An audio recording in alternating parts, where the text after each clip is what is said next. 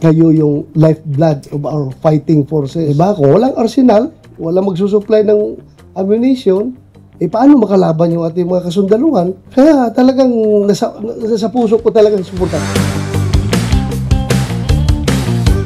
Alam mo yung mga tenyente pa kami noon, mag-operate kami, bakbaka na, gusto ko pang lumaban, pero titingnan po yung mga kasamahan mo, isang magasin lang na iwan, ubos na rin po grenade, yung bala yung 2-3, ubos na. Tapos ang NPA, nagratatat pa yung mga masinggan nila.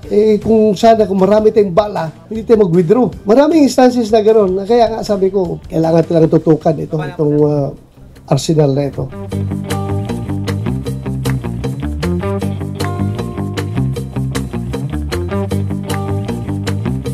Bantayan ninyo rin yung mga politiko na bubultok ba pagdating sa West Philippine Sea kapag hinaharas yung ating mga Navy at yung Coast Guard. Ang bilis mag-react, no?